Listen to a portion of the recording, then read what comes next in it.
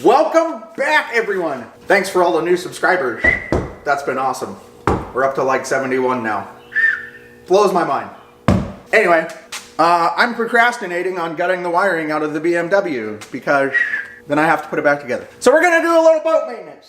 I haven't used this boat since 2017, summer of 2017. It still runs. We gotta get some gas in it. And yeah, we're gonna do a compression check and probably a leak down test because I already did a compression check and I didn't like the results, but I did do it with the motor cold.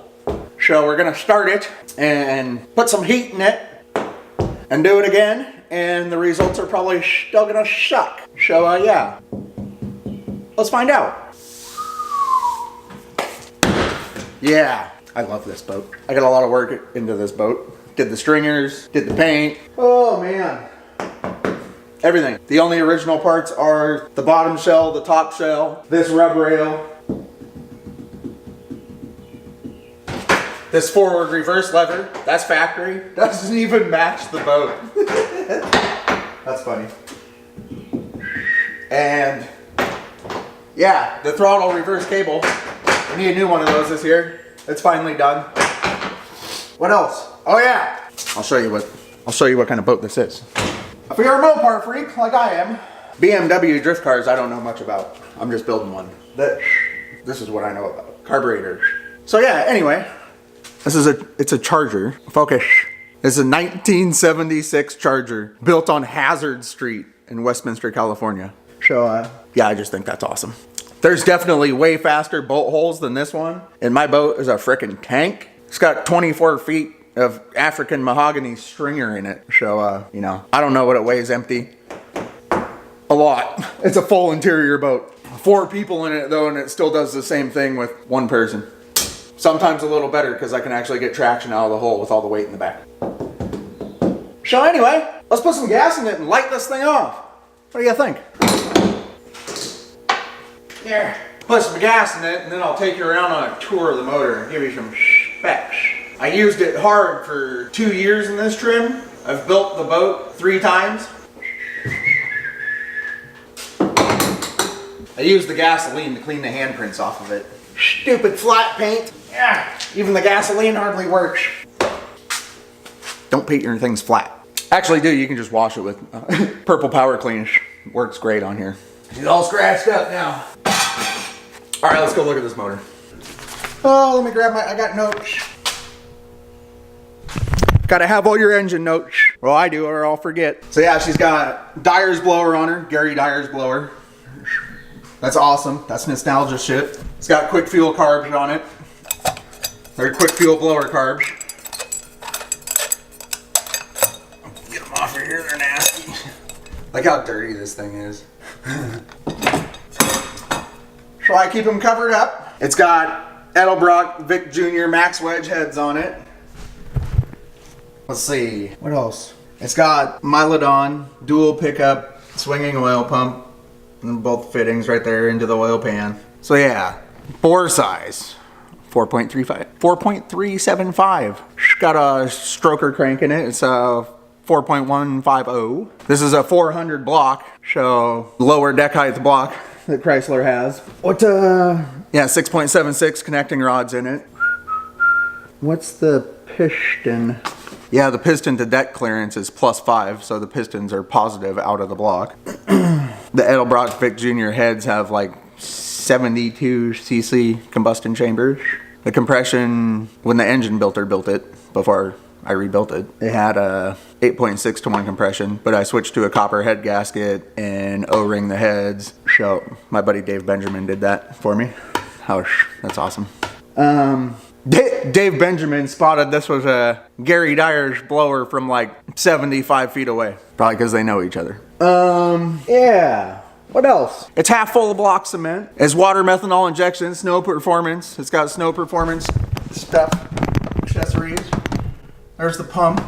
The confuser is over there somewhere. Oh yeah, the compression. The copper head gaskets are thicker. I think I already shoved that. So it's only 3/1000 thicker. It's got custom valve springs in it, pack springs. It's all roller top end, roller cam, roller rockers. The exhaust lift is 671. The intake is 688. It's a custom cam motion. It's 500 cubic inches. Yeah, I love this thing. I squeaked it once. Didn't take very long. Cracked the #1 cylinder wall. I got it sleeved, put it back together. It bent a rod and shit. Up the crank. I had to have the crank welded and ground. It's an Eagle. Yeah, hot rods are not without, you break them. I break stuff. It runs anywhere from 10 to 12 pounds a boost.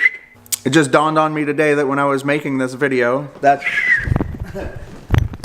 Tony Skagen's blower pulley. Well, I'm a dickhead because I forgot all about it because it's had a cover on it for a year and a half. Because the last time I used it was Mardon 2017. Sorry, Tony. I should probably mail that back to you.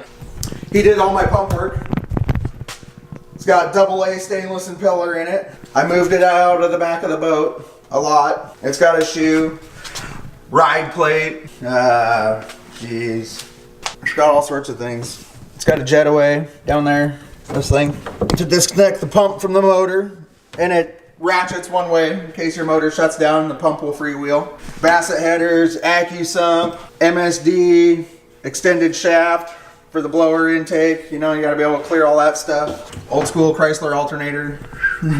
Because you can see like how dirty this thing is. It's all blower belt and oil. It's got an oil leak somewhere, so it all goes in my bilge and then gets flung all over the motor. Awesome. Got the Irish blower. I love that thing. So cool. This blower is fresh out of the casting. It's just been deburred. I didn't really want to do a polished. I'm not into polished things. The only thing I wanted shiny on this boat were the headers. Gotta have shiny Bassets. Love my shiny Bassets. It's got a MagnaFuel fuel pump somewhere down in there. I keep it in the bilge. There it is. Look at that shitty ass wirings everywhere. We gotta plug this. This is for the water methanol. That'll give us a little vacuum leak while we're warming it up. I've only seen that Speedo right about there, 96-ish. It's got boost retard, MSD stuff. It's all up there. My false floor is done. The false floor got wet in the back from the cooler and only took a couple years to rot it. It was just bare plywood. So yeah, my hand's not very steady.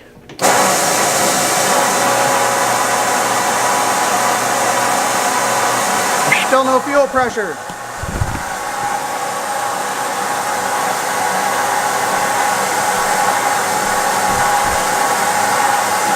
Oh.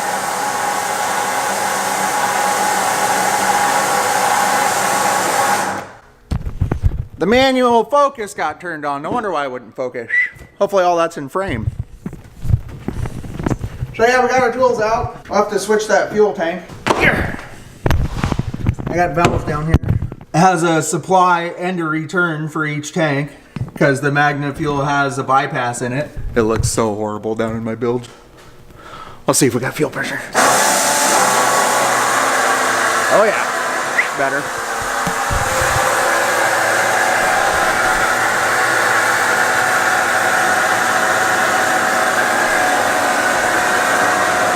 Yeah, we got to fix that false floor.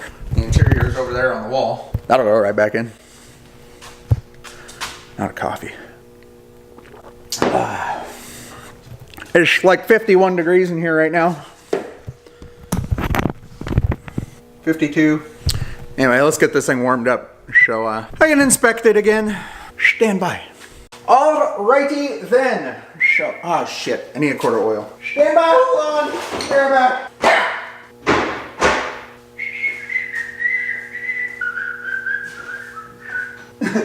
So, she's a little low on oil. It's in the bilge. I don't know where it's... So, I did do a compression check.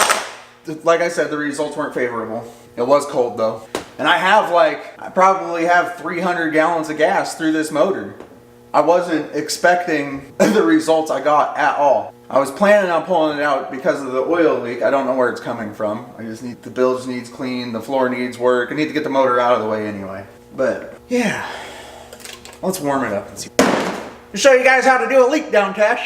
We're gonna do a compression first after it's warm. And then when I still don't like those results, I'm crossing my fingers that magic happens, but I doubt it. And yeah, oil's still brand new clean. It's so dirty. These come out just to be clean. I mean, I got some hours on it, man. It's a GPS Speedo and it says 496 miles. I mean, it's GPS, even though rivers bend and stuff. And I mean, it's got to be. Is that right? Does it work that way? Do those things just run and speed over ground or what? Anyway. There's starter. Oh, I need to plug that vacuum leak we got over there. We're good there. I need some tape. I got the tripod right. You guys are right in my way. You know what? Just move. Excuse me. Ah, move. Whoa, almost hit my head. Excuse me. Okay. Everybody happy now? I am. Oh, the coffee's so good. We're gonna keep notes. Yeah, we're ready to start it. It's hard to get any heat in this motor because I don't want to. The Bassets are water cooled, and obviously we're not in the water right now because they run water from the pump and inject it into the header after a certain RPM. They come on and off. At an idle, they stay cool enough to keep the chrome on it. That's the idea. We're just keeping the chrome on the headers with cooling it with water. But yeah, I can't do that in the shop. So probably just do a few heat cycles and pull the motor out of it. That's what I'm gonna do.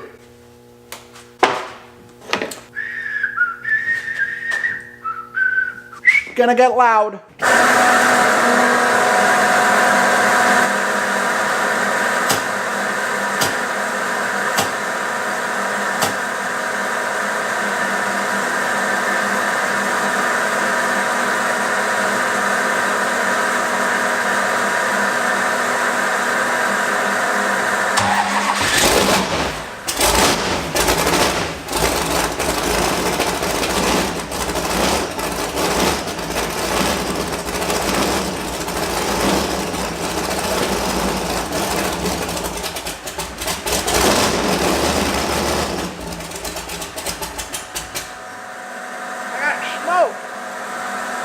What's on fire back there? Huh. All right there. Loose wires.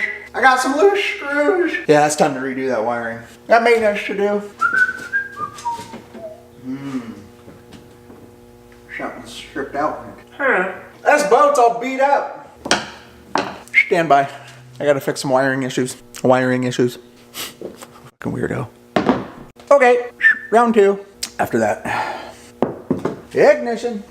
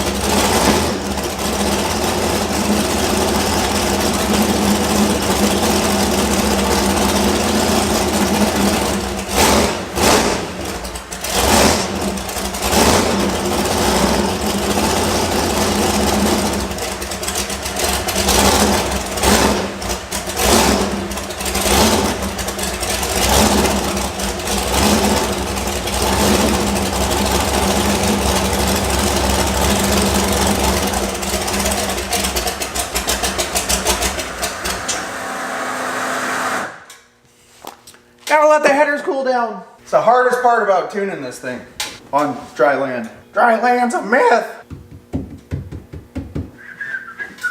Need some spray away. Spray away in a header rag.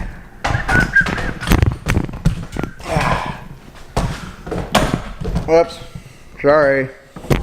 I should have cleaned the headers first. You don't want to cook the oil into the chrome. I need more spray away. Stand by. We're gonna clean these headers up real good so we can get them real hot without cooking oil into them. I've owned them for 3 years and they still look really good. Round 3, they're a little warmer.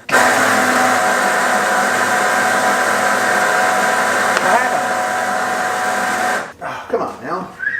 I need to put a switch in for this. Did we fix it? Yes.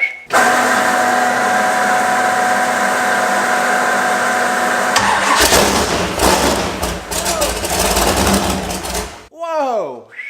I just threw oil everywhere. I was gonna put an oil pressure gauge there. Whoopsie doodle. Oh boy. Okay. Look what I just did. I was gonna put an oil pressure gauge right there so I could read it from where I was standing while I was letting the engine cool down and forgot all about it. That sucks. Anyway, I'm gonna clean that up and then we'll go for round 4. This is turning into a project. Whoops. So, we got our oil mess dealt with and we plugged the hole.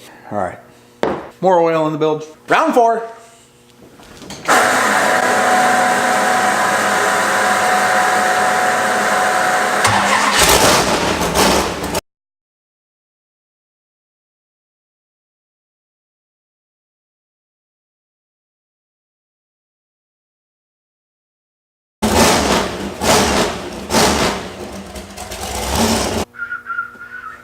Back of the block's barely warm. Warm it up again.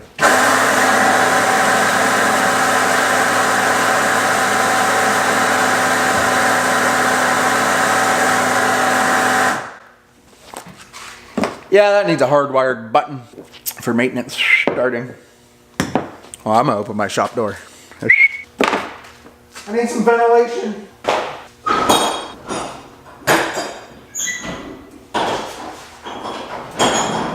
Oh shit, still recording.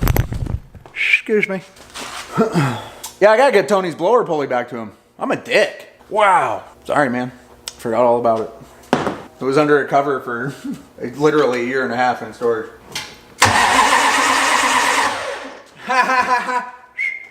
Need an ignition source?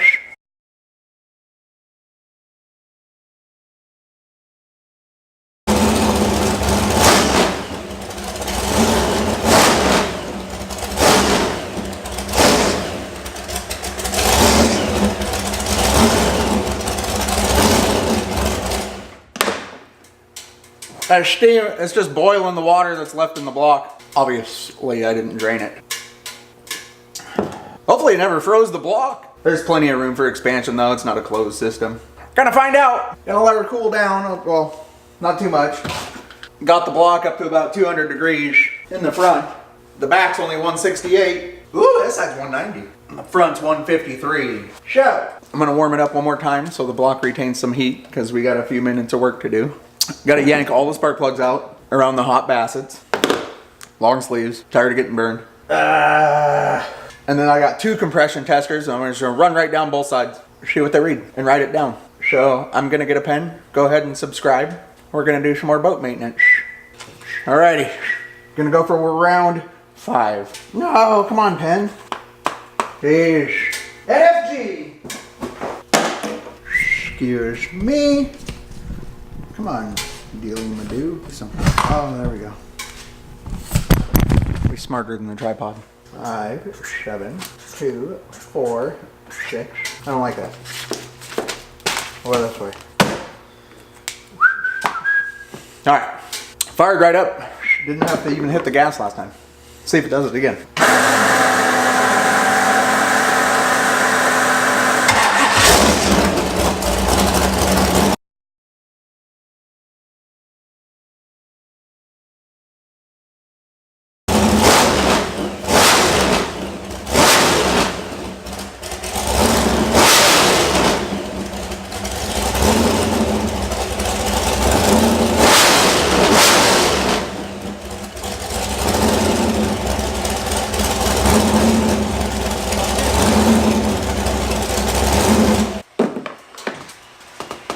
Let's get her apart. Almost turned off the camera instead of the ignition.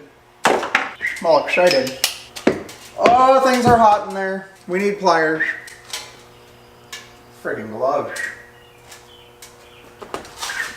Oh, do we go full danger? Ah! Never thought I really needed a pair of spark plug wire pullers till now. Let's see how many of them I can ruin. Oh, nope, nope, nope. Nope, Ed, just go get a glove. Get her! Can you keep doing that? Here we go. Woo! They're so warm.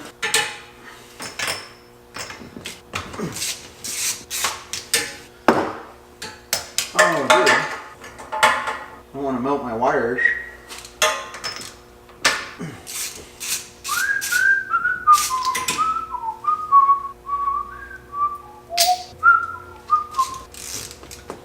Don't lean your face into the header. Might tickle. I have so much fresh oil in the bilge. Something's just pumping frickin' oil into the bilge. Ow!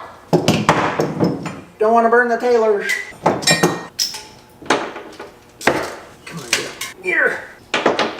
Huh. There's so much oil in the bilge. There's probably a quart of oil in the bilge now. Something's up. No good. Runs sweet though. Sounds great.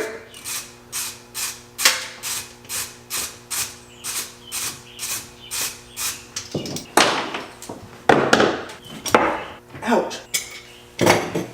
Come on, get in there, you turkey. I'm all scared of the headers. If you have an open header boat, you know. You know. There's one. You just move. I'm just gonna go to one side at a time. So I have the tester button. Do the hard side first. There's no room over here. Come on. You can do it. Ow.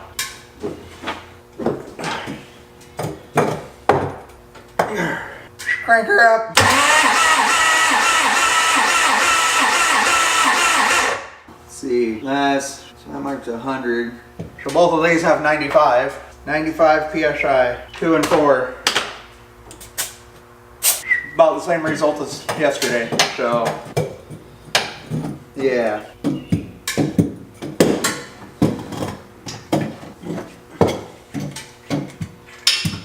Oh man, part of it stayed in there. It's hot in there.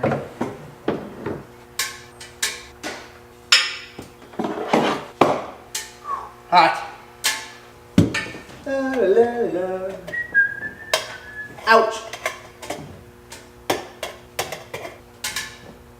Picky. I'm working on it, guys. Working on it.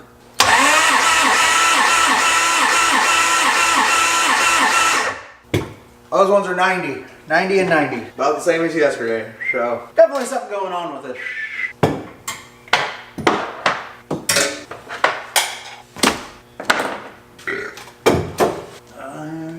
What do I do with it? This one just drops right in. Look at the difference. I forgot my clicker. Oh, I didn't even zero.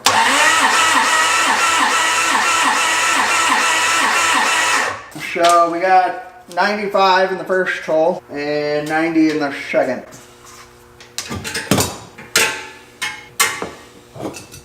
They're the same thing. There we go.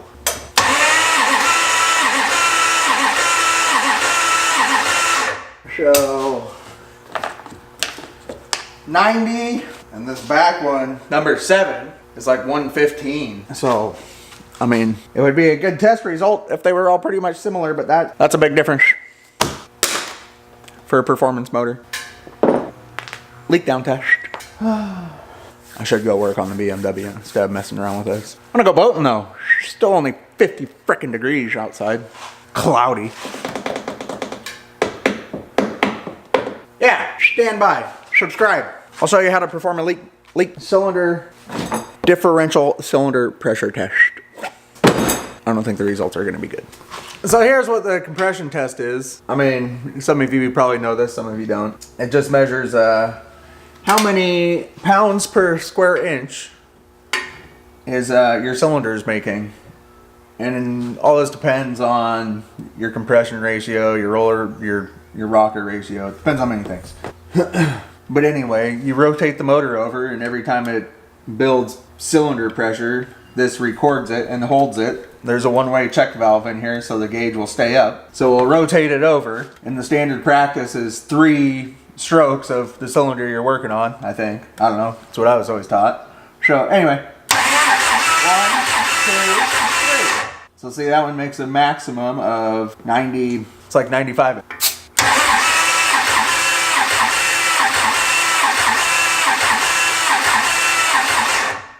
I guess if we keep cranking on her, she gets up to 100. But anyway, we're gonna roll this number 1 cylinder. Let's leave this in here actually. Get this up to number 1. Yeah, compression stroke. We need the piston at top dead center for the cylinder differential pressure test. Stand by. All right, we are going to do the cylinder differential pressure test. I gotta go get a 1/2 inch drive ratchet to rotate the motor. So, we did our compression test. Now, we're going to measure how well the cylinder holds pressure. So this is the cylinder pressure tester. What you do is you have shop air going in here, whatever air source you got, you need 100 psi. Well, I guess you don't have to have 100 psi, it just makes doing the math easier, and we all know I suck at math. So, yeah. This is your chart, you can see. So, the left-hand gauge reading at 100 psi, if the right-hand gauge is at 99 psi, your percentage of leak by is 1%. But it calculates all the way down. You can, if you got 75 psi air, you can run this test. So anyway, I mean, 99 is ideal, 1% leakage. So yeah, I forget what kind of rings I have in this. I got them from Ackerley Childs. I can't remember what kind of material they are. I should have wrote it on my paper, but I didn't. So, since we got that one high cylinder pressure test with the compression tester, it leads me to believe that there's a problem somewhere. So, we gotta test it. See, look, this compression tester is still hooked up, and it's at 100 and almost 120 psi cylinder pressure, and all the other ones are only at 90. That's poop! It's no good. Man, it runs good. I don't get it. I don't get it. I'll take it apart just to figure it out. Oh, I need to check. I need to make sure this is on top dead center. I guess I got timing work. It's not. Woo! Had to go to the truck. So these steps are the same for any 4-stroke motor. You're gonna need your 1/2 inch drive ratchet so you can turn your blower. And if you don't have a blower to turn, I highly recommend it. I'm just gonna stick this screwdriver right on top of the cylinder. And yeah, we're already on the down. We need to be on top dead center. Now we're going down again. Right there. The timing marks are on the other side of the motor. Don't leave your tool on your crank or your blower pulley or whatever, because the air pressure can move the motor. It's easier with the valve covers off so you can see what the rockers are doing.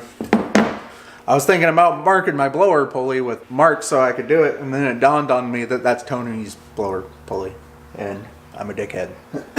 But anyway. Let's get this up. So see what you do. This is your valve. We got it down at 0, and this is your incoming air. And this measures what's staying in the cylinder. So you crank this knob up and see how they're rising together because it's not connected to anything. So it's completely sealed. And actually there is about a PSI of differential. So anyway, as you turn the regulated air up, you want to get her up to 100. It's probably, yeah, see, they're starting to even out now. That's why it only works with like 75 PSI is because the gauge isn't as accurate down there on the bottom side of its scale. So you crank her up to 100. Oh yeah, see, they're dead even up there. Bam! Anyway, and then you connect it to the cylinder and see what stays. Here, I'll bring you into the gauges. Yep. Whole bunches of leak by. It's only at 65 PSI. Oh, that's zoomed all the way in. I don't know if you guys can hear what's going on, but you can hear the air escaping going into the oil pan. Yeah. Did you hear that change? Is it pushing it out the breather now? Yep. Here, let me bring you over here. Listen. Everybody shh so you can hear. So this is, you know, drains back to the oil pan. Hear that air coming out of there? That's no good. So that means the air is going by the piston rings. So, yeah. Yeah. I want to see what it says on the, I'm sure, whoa! Forgot to take the pressure out of the compression tester. I want to see what it says on number 7 back here. Because this is the one that has like 120, 115 PSI cylinder, that's acceptable cylinder pressure. So, we need to get number 7 rotated up to its compression stroke. So, 1, 8, 4, 3, 6, 5, 7. We gotta go almost all the way around. Almost all the way around. I just screw a hose in here and hold my thumb over it so I can feel when the compression's coming. Because we'll just bump her there with the starter.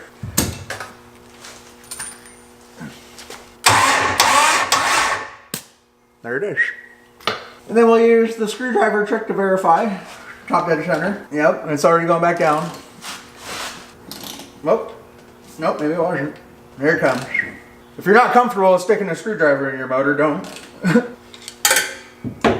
Okalay dokalays. Woo! Let's see what this one reads. Here.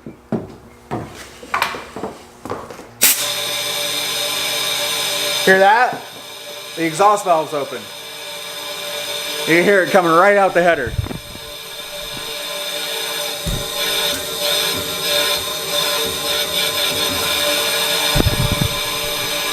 I don't think we have a problem by just over the exhaust valve's open.